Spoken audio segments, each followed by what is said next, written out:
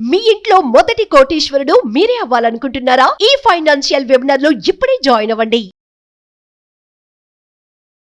Hi hello నమస్తే, welcome back to Suman TV. ప్రస్తుతం మనతో పాటు ఉన్నారు ఫ్యామిలీ కౌన్సిలర్ రజనీ రామ గారు.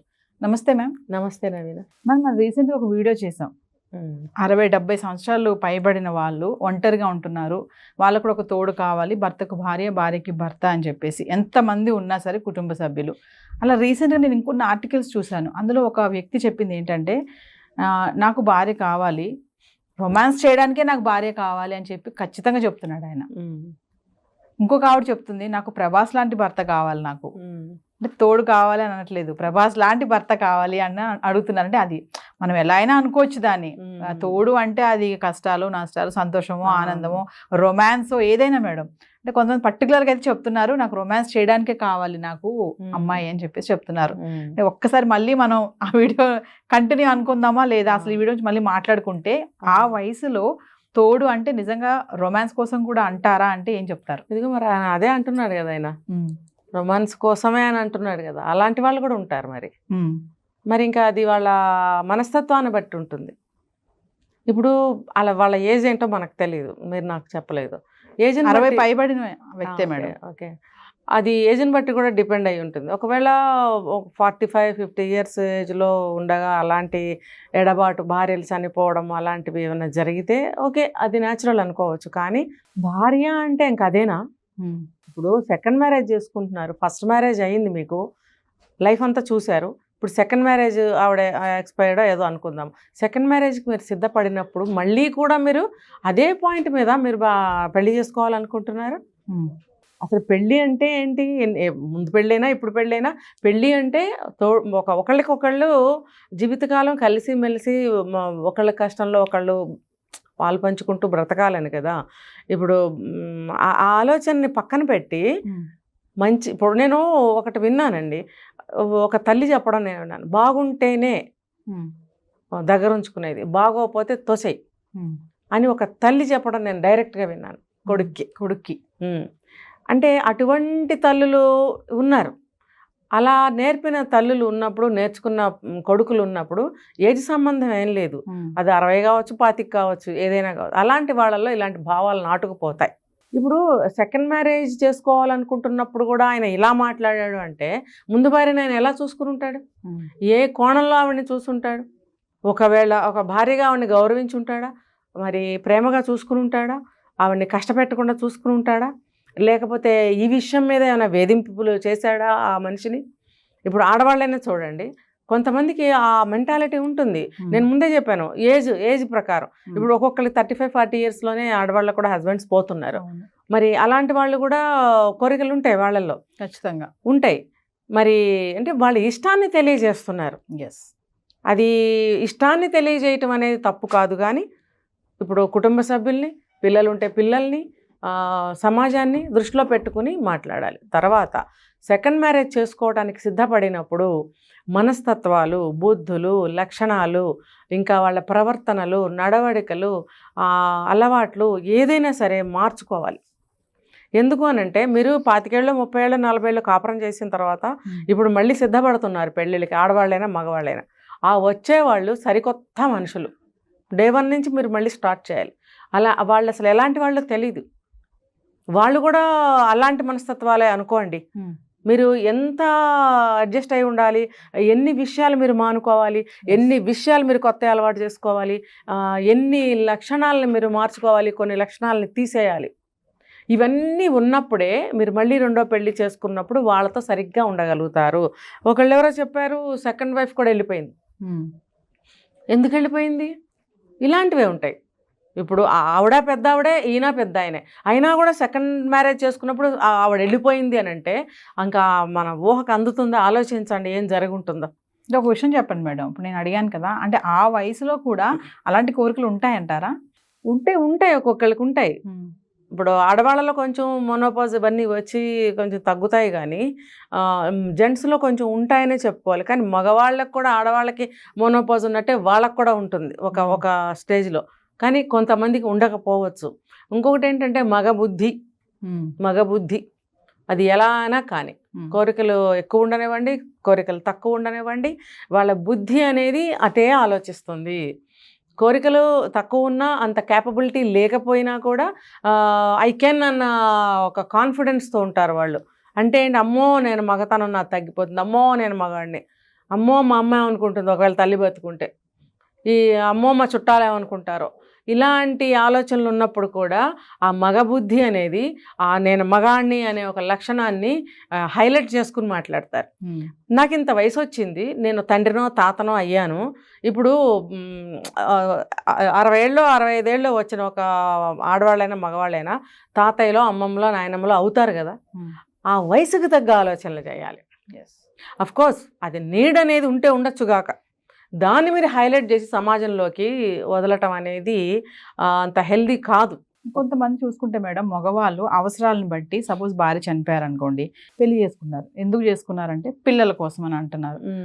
ఆవిడతో మళ్ళీ ఏవో సమస్యలు వచ్చాయి, రెండో పెళ్లి చేసుకున్న ఆవిడతో కూడా, అక్కడికి మళ్ళీ ఆవిడకి డివోర్స్ ఇచ్చేసి మళ్ళీ పెళ్లి చేసుకుంటున్నారు. మళ్ళీ ఎందుకు చేసుకున్నాం అంటే నాకు అవసరం, పిల్లల కోసమో నా కోసమో, నాకు తోడు కావాలి, నా పనులు చేయాలి, నేను ఒంటరిగా ఉండలేకపోతున్నాను అంటే మగవాడు ఇలా 1, 2, 3 ఇలా ఎన్ని పెళ్ళిళ్ళన్నా అంటే అవసరాలు ఉన్నాయి కాబట్టి చేసుకుంటూ పోవచ్చు అంటారా? అవసరాల కోసం పెళ్లి చేసుకోవాల్సిన అవసరం ఏముంది? ఇప్పుడు బాగా వయసు అయిపోయింది, కదలలేని స్థితిలో ఉన్నారు, మీరు ఒక మేడ్ని పెట్టుకోవచ్చు. పెళ్ళి అనే ఒక ఏమంటారు, ఒక పవిత్రమైన విషయాన్ని ఇలా అప్లై చేయడం అనేది నాకు మనస్ఫూర్తిగా నచ్చని విషయం. ఒక తోడుగా జీవితకాలం, ఇప్పుడు నేను ఒక ముందు ఎపిసోడ్లో నేను చెప్పాను, కష్ట సుఖాలు పాలు పంచుకుని ఉంటారు అప్పటి వరకు భార్యాభర్తలు. అందులో ఏ ఒక్కళ్ళు వెళ్ళిపోయినా ఒంటరిగా మిగులుతారు. పిల్లలు కానీ మనవాళ్ళు మనవరాళ్ళు కానీ వాళ్ళ లైఫ్లో వాళ్ళు బిజీగా ఉంటారు. ఏదో కొంచెం సేపు మాట్లాడగలరా కానీ 24 గంటలు ఎంగేజ్ చేయలేరు. అయితే నేను ఇంకొకటి కూడా ఇక్కడ క్లారిటీ ఇవ్వదలుచుకున్నాను.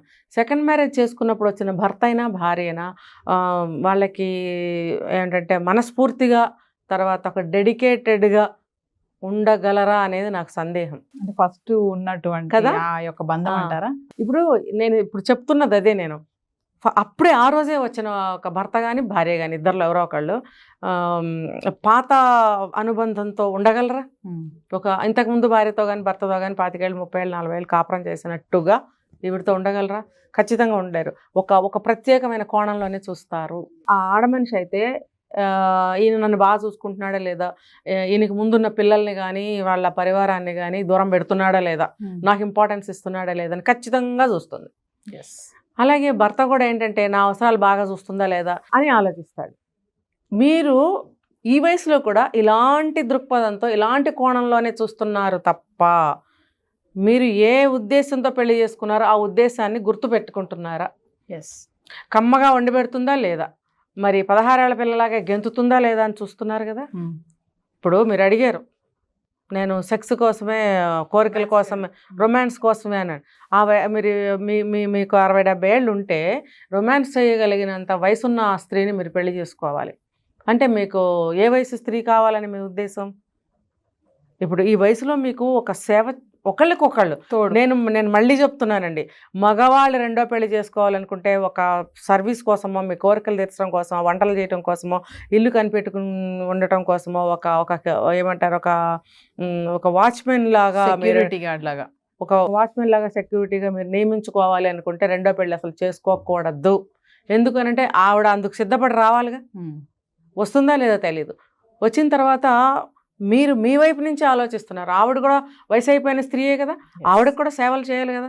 ఒక ఆయన ఎవరు అన్నారు, మేము ఇద్దరికి కలిపి ఒక మనిషిని పెట్టుకుంటామండి మా అవసరాలకి, మా దగ్గర డబ్బు ఉందండి, ఓకే బాగుంది అది.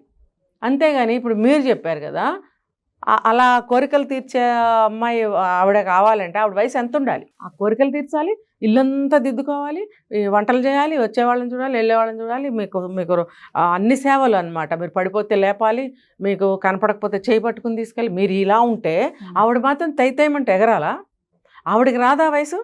ఇదే భర్త ముందు పెళ్ళంతో కూడా ఉండే పద్ధతి ఇదే. అక్కడ కూడా అదే ఉంది, ఇప్పుడు కూడా 60 దాటాక కూడా అదే. పెళ్లి మూడో పెళ్లి చేసుకున్నప్పుడు కూడా ఆ బుద్ధే మారదు. అర్థమైందా? ఎవరైతే సెకండ్ మ్యారేజ్ చేసుకోవాలనుకుంటున్నారో మగవాళ్ళకి నేను ఇది చెప్తున్నాను. ఇంకా ఆడవాళ్ళకి చెప్తా, చేసుకుంటున్నారు, రైట్, బాగుంది. వీళ్ళకి కూడా మగవాళ్ళకి ఒక సపోర్ట్ ఉండదేమో కానీ ఫ్యామిలీ, ఆ ముసలాయనలే ఏం పట్టించుకోరు, ఎవరో వేళకింత పెడతారు, మనవాళ్ళు ఉంటే ఆయ తాతయ్య గారు బాగున్నారని వెళ్ళిపోతారు అంతవరకే. ఇప్పుడు ఆడవాళ్ళకి ఒక ఫ్యామిలీ ఉండనే ఉంటుంది ఖచ్చితంగా. పిల్లలు లేకపోయినా వాళ్ళు ఎవరో ఒకళ్ళు ఉంటారు. ఉన్నప్పుడు ఆవిడని ఇక్కడికి పంపించేటప్పుడు ఖచ్చితంగా కండిషన్స్తోనే చేస్తారు పెళ్ళి. మా మనిషికి కూడా ఒక 50 ఏళ్ళు వచ్చినాయో 55 ఏళ్ళు వచ్చినాయో మరి 60 వచ్చిందో, మరి ఈవిడ వయసు ఇది, ఈవిడ హెల్త్ ఇష్యూస్ ఉంటే కనుక ఇగో ఇవి ఉన్నాయి అని చెప్పి అన్నీ చెప్తారు. తర్వాత ఈవిడికి సెక్యూరిటీకి మీరు ఏమన్నా ప్రాపర్టీస్ రాస్తారా, అగ్రిమెంట్ రాస్తారా, ఖచ్చితంగా ఇస్తున్నాను, ఇగో ఇంత ప్రాపర్టీ ఇస్తున్నాను అంటే ఎదురు కట్నం. అవును, అంతేగా. అంతే. మరి ఆ వయసులో ఏదోటి పెట్టాలి కదా మేడం, ఏం లేకుండా ఆవిడ అంటే నువ్వు డబ్బు ఇస్తేనే ఆవిడ రావడానికి ఒప్పుకుంటున్నారు అవతల వాళ్ళు. అంటే డబ్బు ఇస్తేనే వచ్చే మనిషి నీకు ఏ రేంజ్లో ఎటువంటి డెడికేషన్తో నీకు సేవ చేస్తుంది, అవి అందుతున్నంత వరకే. ఒక ఆవిడ రాయించుకుని ఆస్తులు వెళ్ళిపోయిందట, రెండో భార్య. బాగుందా? అయితే ఆడవాళ్ళకు కూడా నేను చెప్పేది ఏంటంటే, మీకు కూడా ఒకళ్ళకొకళ్ళు తోడుగా ఉండటం కోసం పెళ్లి చేసుకుంటారనేది ఇద్దరూ అర్థం చేసుకోవాలి. అంటే ఈ వయసులో కూడా మీకు అర్థం కావట్లేదు అని అంటే, ఇప్పుడు వరకు మీరు లీడ్ చేసిన వయసులో ఏం అర్థం చేసుకుని ఉంటారు భర్తను కానీ భార్యను కానీ? సో మీరు కంప్లీట్గా అర్థం చేసుకోవాలి. తోడు నీడ అంటే ఏంటో మీకు అర్థం కాదు, మీకు తెలియలేదు ఇప్పటి వరకు కూడా. మరి ఇప్పుడు మళ్ళీ రెండో పెళ్ళికి సిద్ధపడి కూడా ఇంకా అర్థం చేసుకోకుండా ఇప్పుడు కూడా మీరు అదే పద్ధతిలో నడవాలనుకుంటున్నారు, ఆడవాళ్ళైనా మగవాళ్ళైనా. ఇంకా ఆడవాళ్ళు, మా ఆడ మనిషిని పిల్ల అని అనలేం, మనం అమ్మాయి అని అనలేం. ఒక ఆవిడని ఈయనకి అప్పచెప్పాలి అని అంటే రాయించుకుంటున్నారు, ఆస్తిపాస్తులు ఎంతో కొంత రాయించుకుంటున్నారు. ఒక ఆయన చెప్తున్నాడు, నేనే ఆస్తి ఇవ్వను, నాకు కొంచెం పెన్షన్ వస్తుంది, మేమిద్దరం ఉంటాం అని మాట్లాడుతున్నాడు. అంటే ఈ ఆడవాళ్ళు కూడా ఏ ఆస్తి రాయకపోతే రావట్లేదు. ఎందుకంటే మోసాలు కూడా ఒకవేళ ఆవిడ మంచి ఆవిడే, జెన్యూన్ పర్సన్, కానీ రోజులు బాగాలేదే, సెక్యూరిటీ పర్పస్, అందుకని ఏమన్నా రాయమని అడిగేవాళ్ళు ఉంటారు. కొంతమంది ఏంటి ఇలాగా తీసుకుని వెళ్ళిపోతారు. వాళ్ళు ఇంకొక మ్యారేజ్ కూడా చేసుకున్న వాళ్ళు ఉన్నారు అక్కడ వేరే దగ్గర మళ్ళీ. ఎందుకంటే ఆవిడ సెక్యూరిటీ ఆవిడ చూసుకుంటుంది, లైఫ్ సెక్యూరిటీ చూసుకుంటుంది. ఇంకొకళ్ళని మ్యారేజ్ చేసుకుంటే నాకు ఇంకొంచెం ప్రాపర్టీ వస్తుంది, అతని దగ్గర కూడా కొంతకాలం ఉంటే ఉంటాను, లేకపోతే లేదు. ఇవి రెండు తప్పండి, సరిగ్గా అర్థం చేసుకోవాలి. సెకండ్ మ్యారేజ్ యొక్క ఉద్దేశం ఏంటంటే, ఒక మంచి మనసుతో నీకు నేను సాయం చేస్తాను, నాకు నువ్వు సాయం చెయ్యి, ఒకళ్ళకొకళ్ళు సాయపడుతూ తోడుగా మిగిలిన జీవితం గడుపుదాము అని అనుకుంటేనే పెళ్లి చేసుకోవాలి. అసలు ఇంకా చెప్పాలంటే, ఇంకా ముందుకెళ్ళి చెప్పాలంటే, రెండో పెళ్లి చేసుకుంటే మహా తప్పుగా చూసేవారు ఒకప్పుడు కదా, చాలా తప్పుగా చూసేవారు. ఇప్పుడు కూడా పిల్లలు అనేవాళ్ళు ఒప్పుకోవట్లేదు సెకండ్ మ్యారేజ్ అంటే. వీళ్ళు వాళ్ళతో ఫైట్ చేసి ఇంట్లోంచి బయటకు వచ్చేసి నన్నెవరు చూస్తారు అనేటువంటి ఇలాంటి ప్రోగ్రామ్స్ కోసం కొంచెం తెచ్చుకుంటున్నారు, పౌరుషాన్ని ఇన్స్పైర్ అవుతున్నారు అంటారా, పౌరుషం తెచ్చుకుంటున్నారు. ఏంటంటే ఇలాంటివి అవేర్ చేయడం కోసం ప్రోగ్రామ్స్ చేస్తాం కానీ పొలం అంటూ అందరూ పెళ్ళిళ్ళు చేసుకోండి, కొంపకి నిప్పు పెట్టుకోండి అని చెప్పం. నేనైతే దానికి విరుద్ధం. మీరు ఏ కండిషన్స్లో చేసుకోవాలంటున్నారో ఆ కండిషన్ అనేది జెన్యూన్గా ఉండాలి.